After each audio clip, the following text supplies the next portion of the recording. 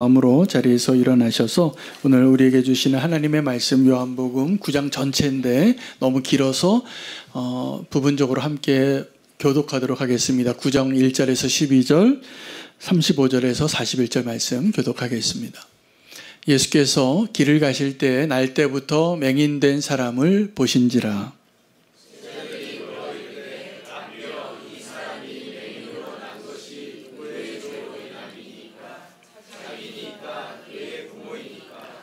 예수께서 대답하시되 이 사람이나 그 부모의 죄로 인한 것이 아니라 그에게서 하나님이 하시는 일을 나타내고자 하심이라.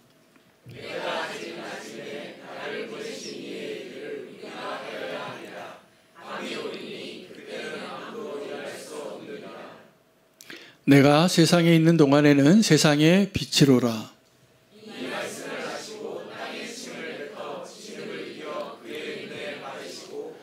이르시되 실로암 못에 가서 씻으라 하시니 실로암은 번역하면 보냄을 받았다는 뜻이라.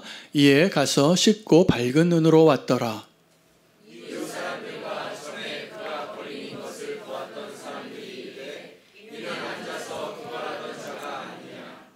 어떤 사람은 그 사람이라 하며 어떤 사람은 아니라 그와 비슷하다 하거늘 자기 말은 내가 그라 하니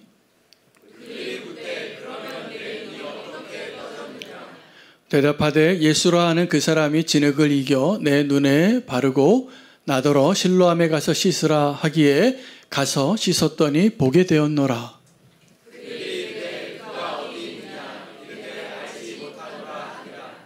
예수께서 그들이 그 사람을 쫓아냈다 하는 말을 들으셨더니 그를 만나사 이르시되 내가 인자를 믿느냐?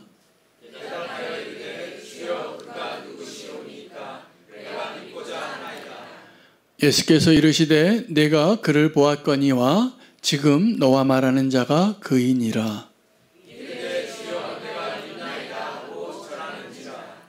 예수께서 이르시되 내가 심판하러 이 세상에 왔으니 보지 못하는 자들은 보게 하고 보는 자들은 맹인이 되게 하려 함이라 하시니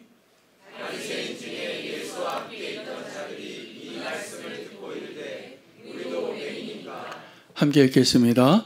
예수께서 이르시되 너희가 맹인이 되었더라면 죄가 없으려니와 본다고 하니 너희 죄가 그대로 있느니라. 아멘. 하나님의 말씀입니다. 자리에 앉으시겠습니다. 오늘 본문도 우리 많은 사람이 이미 알고 있는 실로암 물가로 보냄받은 한 맹인이 눈을 뜨게 되는 기적이 소개되어진 본문입니다. 아마 어린 시절부터 이 본문만큼 또 유명한 본문도 없을 겁니다. 실로암이란 말 노래도 나오고 많은 사람들이 익히 들어 알고 있는 말씀입니다.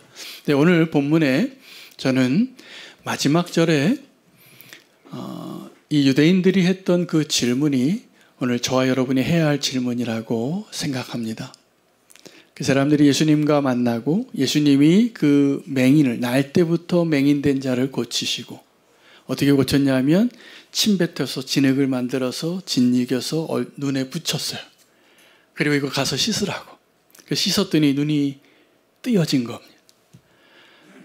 근데 이 놀라운 그 기적을 통하여서 주님이 그때 당시에 있는 사람들 뿐만이 아니라 저와 여러분에게 진짜 주시고자 하는 메시지가 있습니다. 어떤 질문이냐면 우리도 맹인인가? 잘 기억하시기 바랍니다. 우리도 맹인인가? 우리도 눈먼 자인가? 우리는 정말 보이는 자인가? 오늘 이 질문이 저와 여러분에게 답되어지는 오늘 이 시간 되시기를 축복합니다. 굉장히 중요한 질문입니다. 우리도 맹인인가? 왜냐하면 우리는 이 질문에 답하지 않고 살고 당연히 눈 뜨고 보고 있다고 다 보이는 자라고 생각하고 있는데 주님 보시기에는 그렇지 않았던 것입니다. 여러분, 두 종류의 맹인이 있는데 하나는 육체의 눈이 안 보이는 사람이 있고 또 한 사람은 영적인 눈이, 믿음의 눈이 열리지 않은 사람이 있어요. 그 영적인 눈이 열리지 않으면 우리가 신앙생활을 해도 교회를 다녀도 설교를 듣고 은혜를 받고 또 주님이 기뻐하시는 많은 일을 할지라도 보이지 않는 가운데 있을 수 있다라는 이야기를 하시는 거거든요. 눈이 열려야 합니다. 영적인 눈이 열려야 됩니다. 여러분, 육체의 눈이 보이지 않는 사람은 사는데 좀 불편할 뿐이에요. 사는 방법을 터득합니다. 아주 모든 우리의 느낄 수 있는 모든 감각들이 굉장히 발달하게 돼 있어요. 눈이 안 보이면. 잘 들립니다. 잘 느껴집니다. 손가락 끝으로. 여러분, 맹인들 점자 보면은 구별이 되시나요? 저는 아무리 만져도 이게 무슨 구별인지 느껴지지 않는데 눈이 안 보이면 그게 느껴지는 거예요. 불편하지만 그걸로 구별할 수 있게 훈련받고 처절하게 연습하고 구별합니다. 민감해지는 거죠. 근데 우리가 영적인 눈이 어두워져서 살 때에는 그렇지 않다는 데 심각성이 있습니다. 우리가 믿음의 눈이 열리지 않고 영적인 눈이 열리지 않아도 잘 사는 줄 알아요. 내가 보고 있는 줄 알아요. 오늘 우리의 눈이 정말 열려질 수 있기를 원합니다. 오늘 이 맹인이라는 주제, 보이지 않는 자라는 주제는 오늘 본문 처음부터 끝까지 한 가지 주제하고 같이 소개되어져요. 마치 평행선을 달리듯이. 맹인과 죄인입니다. 날 때부터 보지 못하는 자를 보고 제자들이 물었어요. 예수님에게, 라피어, 이 사람이 지금 날 때부터 보지 못하는데 이게 이 사람의 죄입니까? 부모의 죄입니까? 여러분, 보지 못하는 것을 가지고 저 사람 어떻게 너무 불쌍한데 주님 좀 도와주세요. 이것을 어떻게 도와주면 됩니까? 이렇게 질문하는 게 아니라 저 맹인된 사람을 보고 이거 누구 죄입니까? 라고 묻는 게 저와 여러분입니다. 우리는 어떤 사람의 불행을 보면, 어떤 가정에 아픔이 있으면 도와주거나 함께 기도하거나 손잡아 주려고 하지 않고 속으로 이렇게 말한다니까요. 이건 누가 문제가 있는가? 이게 누구의 죄인가? 이러한 선입견과 편견이 우리를 아프게 하는 거예요. 그리고 우리가 여전히 빛 가운데 나오지 못하게 하는 이유가 이런 생각과 이런 말들이에요. 그들은 본다고 하지만 사실은 보지 못하는 자예요. 여러분, 우리가 그런 말 하지 않아도 그런 생각이 들지요. 어떤 불행한 일을 보면서 누구의 책임인가? 누구 때문인가? 이것을 밝히고 싶고 말하고 싶고 알고 싶을 때가 많은 거예요. 왜 그럴까요? 우리가 영적인 눈이 안 열려 있기 때문에 그런 말 하는 겁니다. 우리가 정말 영적인 눈이 열리고 믿음의 눈이 열리면 그 사람의 아픔이 보이고 그 사람의 처지가 보여요. 그리고 함께 기도하고 함께 무언가를 해야 할 일들이 보이기 시작할 겁니다. 예수님이 말씀하십니다. 제자들이 저 사람이 날 때부터 맹인으로, 거린으로 비참한 모습으로 살아가고 있는데 이거 누구의 죄입니까? 예수님은 그 제자들이 원하는 질문에 그 객관식이었거든요. 1번과 2번만 있는 그 질문에 주관식으로 답하세요. 나는 세상의 빛이라. 내가 세상에 있는 동안에 나는 빛이라. 근데 그때가 언제 올 텐데 너희가 나를 보지 못할 때가 올 거라는 거예요. 주님은 이 땅에 이곳에 세상의 빛으로 오셨습니다. 오늘 본문에서 우리가 발견할 수 있는 예수님이 누구이신가가 꽤 많습니다. 나중에 정리를 좀 해드리려고 하는데 주님은 이 땅에 빛으로 오셨습니다. 여러분, 이 세상이 악하죠. 예수님 뭐라고 말씀하셨냐면 이 세상이 어두워져 간다라는 거예요. 여러분, 어두워져 간다는 표현은 뭘 의미할까요? 어두워져 간다. 악해져 가는 걸 의미합니다. 하나님으로부터 멀어져 가는 걸 의미합니다. 이 세상에 이 살아가는 우리의 눈이 점점 어두워져 가는 걸 의미합니다. 그래서 주님은 이 땅에 빛으로 오시고 저와 여러분의 눈을 열어주시기 위해서 오신 거예요. 주님을 믿는 자는 좋은 시력이 생기게 되어 있습니다. 오늘 저와 여러분이 그 시력이 회복되기를 원합니다. 이 세상은 우리가 보기에 어둡습니까? 밝습니까? 여러분, 이 바라보는 이 세상은 어둡습니까? 밝습니까? 밝은 것 같은데 굉장히 어두운 것이에요. 그래서 밝은 것 같아서 이 세상을 막 쫓아다녀요. 이 세상의 화려함을. 휘황찬란하지요. 근데 그곳에 있으면 공허해지게 돼 있습니다. 우리를 빛 가운데로 인도하지 않습니다. 진짜 빛이 아니니까. 화려해 보이는데. 여러분, 이 세상이 악해지는 것을 볼 때가 많습니다. 지금 우리가 보는 거죠. 그래서 우리가 한탄하고 기도합니다. 하나님, 이 악한 세상을 좀 고쳐주세요. 이 악한 세상에서 악을 좀 제해해 주세요. 우리의 기도에 응답해 주셔서 빛을 비춰주세요. 어디에요? 이 세상에. 그런데 이 세상보다 정말 어두운 곳이 있습니다. 우리의 마음이에요. 우리 안에 어둠이 가득하기 때문에 주님께서 우리 안에 오셔서 우리에게 빛이 되어주시는 것이 예수님이 정말 원하시는 것이에요. 여러분, 세상이 더 어둡습니까? 내 마음이 더 어둡습니까? 어디가 더 어두운가요? 마음이 더 어둡지 않나요? 오늘 이 고백을 할 수 있는 것은 성령님의 대답이에요. 우리는 내 마음이 그렇게 어두운지를 모르고 살아가요. 내 마음은 환한데 왜 저 사람의 마음은 저렇게 시커먼가? 이렇게 생각하고 살 때가 훨씬 많아요. 근데 사실은 우리의 마음이 어두워요. 그리고 원수가 이 세상을 빛 가운데로 나아가는 것을 방해하고 우리를 대적하려고 할 때 이 세상을 어둡게 하는 일에 주력할까요? 아니면 우리의 마음을 어둡게 하는 일에 주력할 것 같습니까? 어디를 더 주력할 것 같아요? 정답을 말씀하셨는데 제가 사탄이라도 그렇게 하겠어요. 제가 사탄이라도 이 세상에 어둡게 하는데 가장 효과적인 방법은 이 세상에 극악무도한 범죄가 일어나고 사람들의 사랑이 식어지고 살인이 일어나고 도둑질을 하고 거짓말을 하고 성적으로 타락하고 동성애가 막 일어나고 이런 일을 하는 일을 위해서 열심히 일하기보다는 우리의 마음을 어둡게 하면 훨씬 효과적이에요. 제가 지난주에 몇 권의 책을 읽었는데 그 중에 한 권이 스크루테이프의 편지라는 책이에요. 아주 고전이고 많은 분들이 읽었는데 저도 이미 읽었던 책인데 몇 분 목사님들하고 제가 독서 모임을 해요. 한 달에 한 번. 근데 그때 이번 달에 선정된 책이에요. C.S. 루이스라는 사람이 2차 세계대전 당시에 영국에 있는 한 신문에 매일 게재했던 컬럼이에요. 근데 그 컬럼이 제목이 뭐냐면 스크루테이프의 편지인 거예요. 스크루테이프가 누구일까요? 하늘에 있는 삼촌 마귀예요.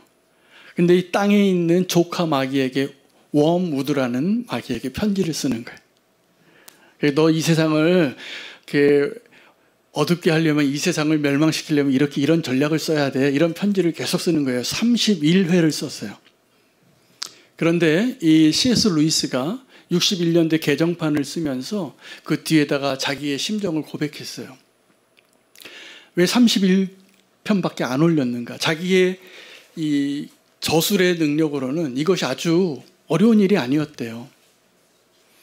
더 쓰려고 했는데 멈췄대요. 왜냐하면 원수의 의도대로 이 글을 쓰려고 하니까 내 마음이 어두워지기 시작한 너무 힘들었더래.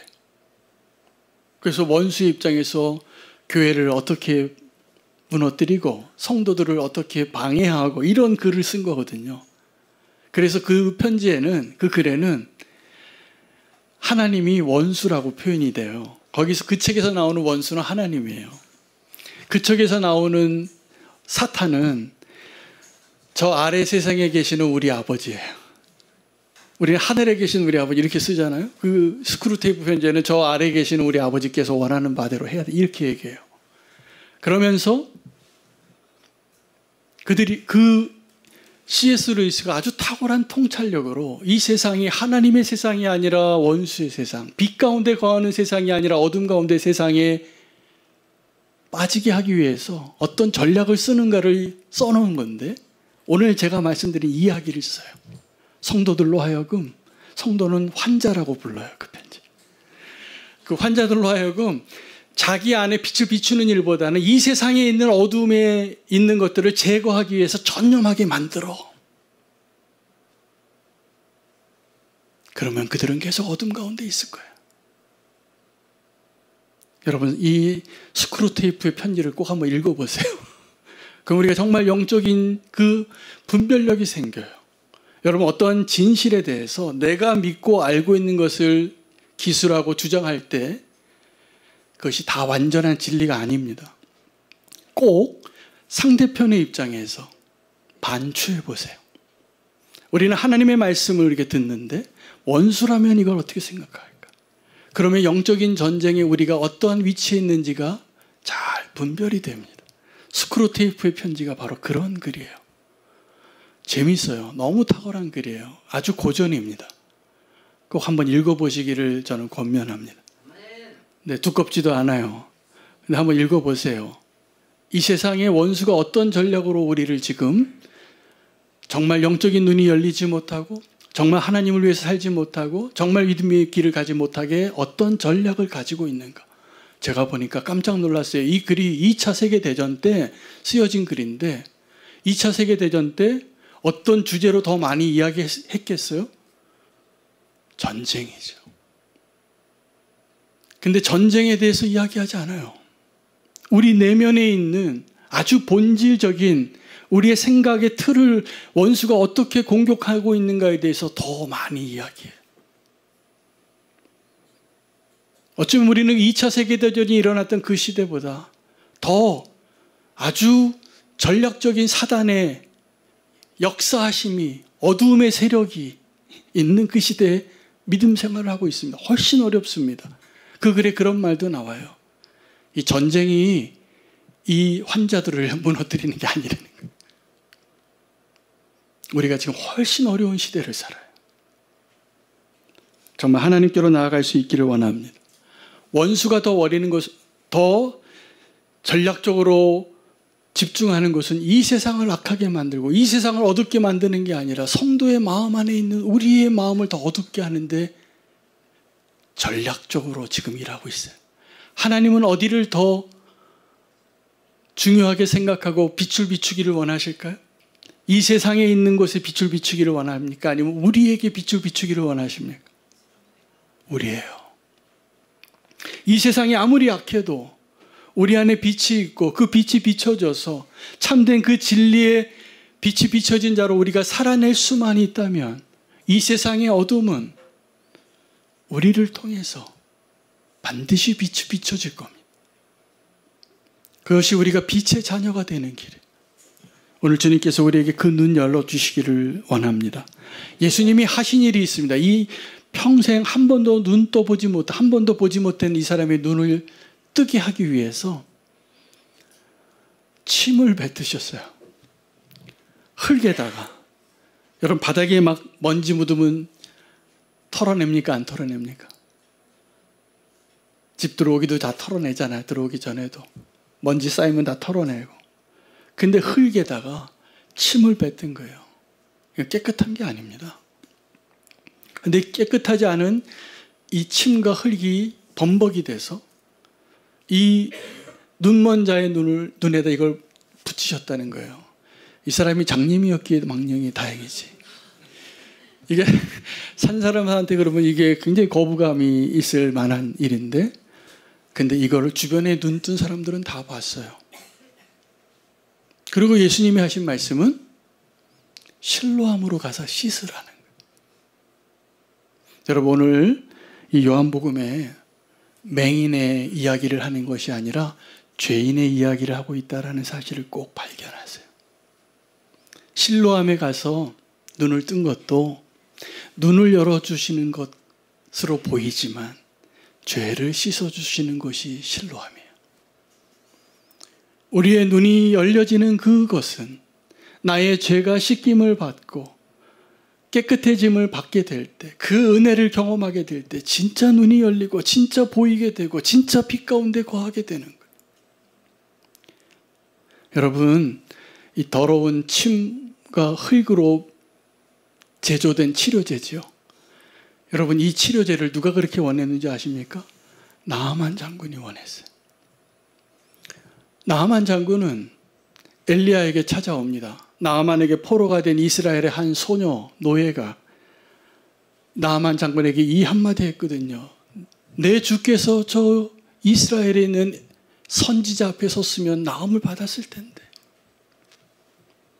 진짜 와요. 왕의 선물을 잔뜩 너무 많이 가져와서 게하시가 유혹을 받았어요.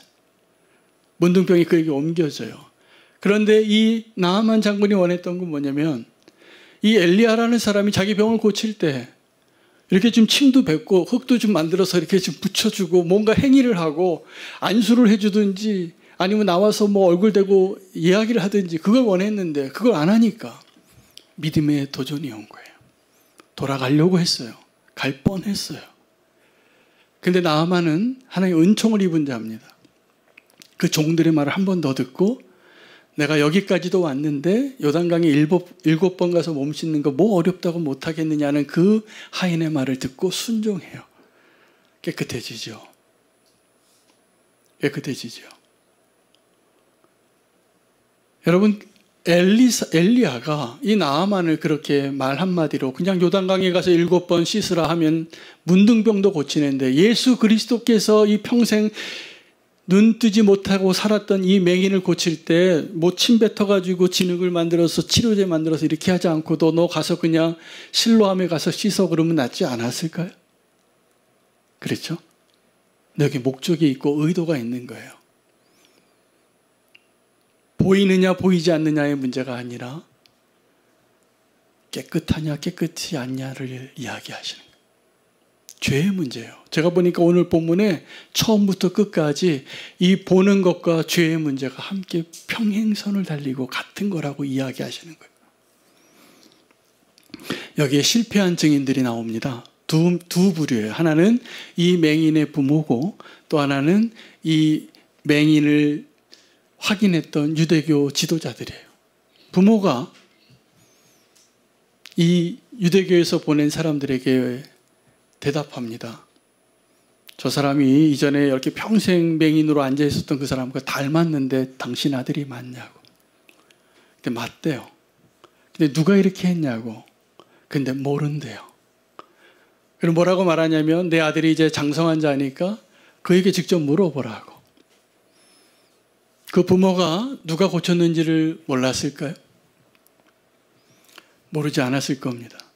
그래서 성경은 뭐라고 얘기하냐면 그렇게 대답한 이유를 말해요. 이렇게 예수를 인정하고 따르는 자는 출교시킨다는 그 결정을 내가 받을까 봐 그게 두려워서 증인이 되지 못해요. 그 맹인의 부모가. 여러분 제자들이 이 맹인을 보고 처음 했던 질문이 있잖아요. 이 사람이 부모의 죄입니까? 자기의 죄입니까? 근데 적어도 주님께서 이 맹인되었던 자를 치유하시면서 이 사람이 부모의 믿음이 아니라 그 사람의 믿음으로 깨끗함을 받은 것을 증명하세요. 여러분 증인되는 게 쉬운 게 아닙니다.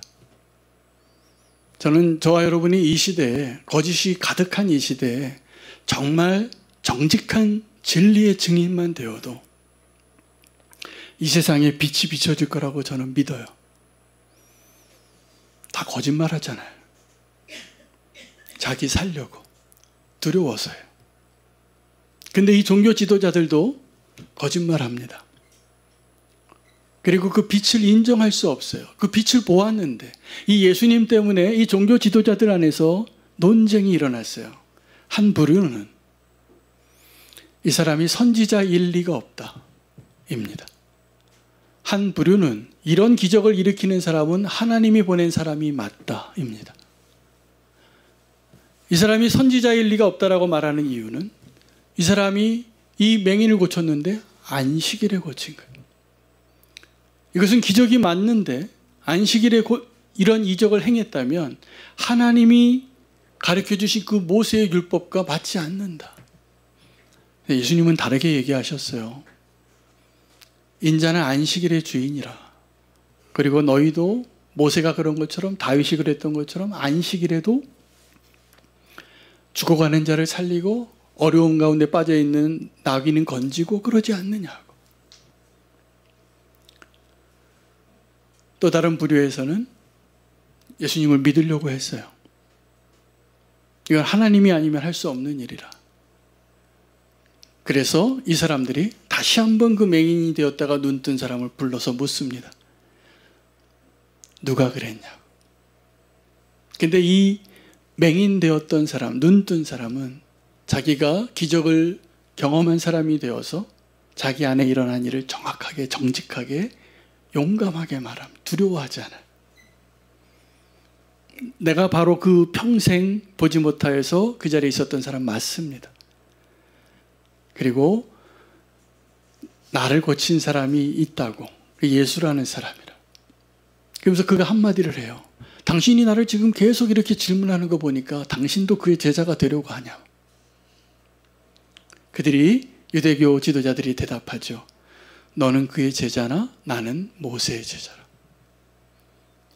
주님이 앞에 있는데도 보지 못하는 사람들이 뭐라고 계속 얘기하고 있습니까?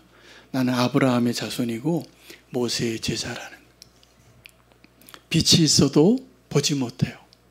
예수님이 이 기적과 함께 자기를 증명하고 고백하고 드러내시는데도 인정할 수가 없어요.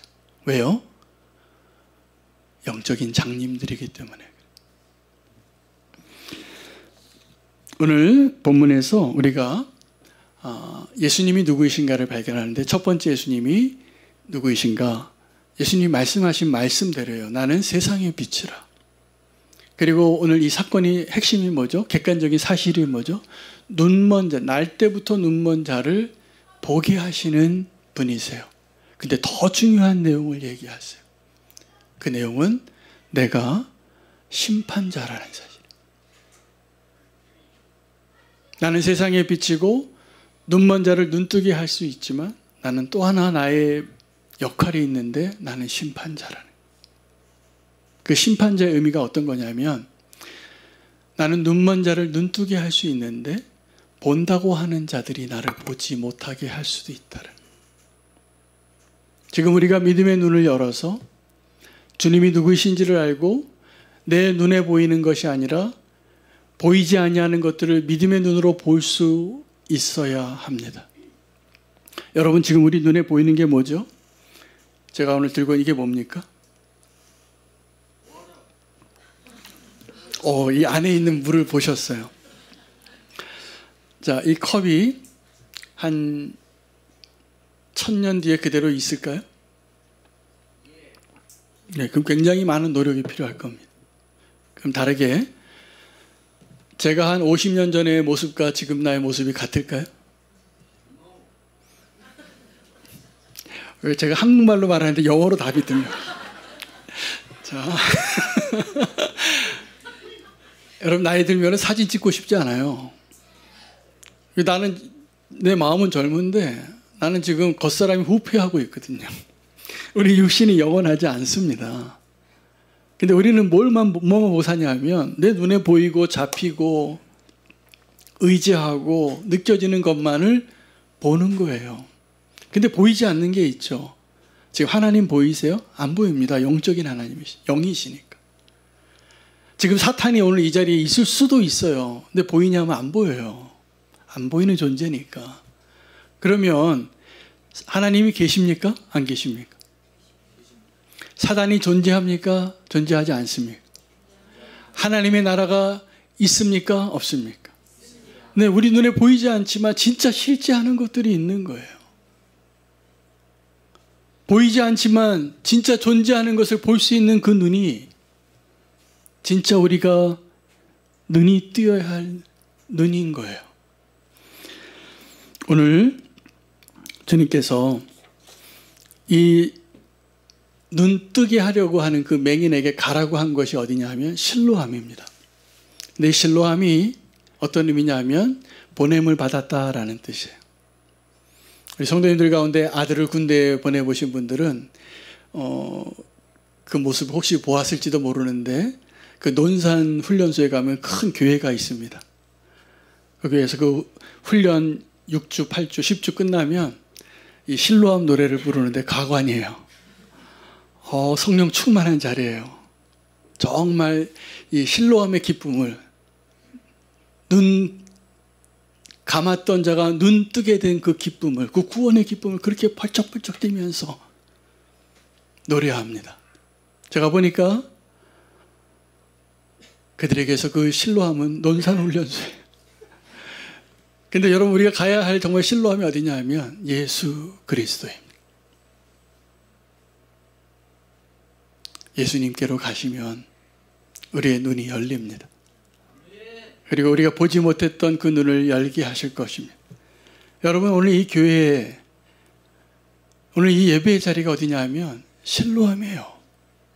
오늘 본문 가운데 아주 길어서 제가 다 중간에 싹둑 잘라서 시작과 끝만 같이 봉독을 했는데, 제일 제가 붙잡고 싶은 구절이 있어요. 38절이에요. 예수님께서 그에게 물어요. 내가 그라고. 그리고 너 이제 나를 믿겠느냐고. 그러니까 믿겠대요. 그리고 그 사람이 이렇게 말해요. 38절에 이르되 주여 내가 믿나이다 하고 절하는지라. 근데 여기서 절하는지라, 이것이 영어 성경에는 그가 워십했다는 거예요. 여러분, 이 예배를 우리가 회복해야 합니다. 보지 못하던 자의 가운데 있다가 이제 보게 되어서 그 주님을 인정하고 내 안에 빛을 비춰주시는 그 주님 때문에 기뻐서 드리는 예배. 우리가 주님을 보지 못하고도 나는 모세의 제자라, 나는 아브라함의 자손이라고 말하는 그 예배를 원하시는 게 아니에요. 내 안에 있는 그 어둠보다 이 세상의 어둠이 더 크기 때문에 이 세상의 악을 없애고 이 세상의 빛을 비추기 위해서 내 안에 그 시커먼 마음을 가지고 그냥 주님을 믿는다고 하는 그 열심으로 사는 예배를 원하는 게 아니에요. 주님이 오늘 저와 여러분에게 원하는 건 딱 하나예요. 내 안에 빛을 비춰주시는, 그리고 그 빛이 비춰져서 주님을 예배하는 거예요. 절하는 거예요. 주님, 내가 정말 보지 못하던 자였는데 이제 보게 되었습니다. 그 기쁨은 구원의 기쁨이에요. 주님은 심판자이시기 때문에. 오늘 우리가 기뻐하는 이유는 구원받았기 때문입니다. 할렐루야. 오늘 이 맹인과 이 죄인에 대하여 주님께서 일관적으로 우리가 왜 눈을 떠야 하는지를, 우리가 어떻게 예배해야 하는가를 말씀하시는 주님 앞에 오늘 진심으로 예배할 수 있고 주님의 이름을 찬양할 수 있는 결단 찬양으로 하나님께 나아가기를 원합니다. 오늘 우리가 소망하는 아버지의 나라를 보이지 않지만 그 가운데 있고 그 나라를 갈망하며 주님께로 나아가겠습니다.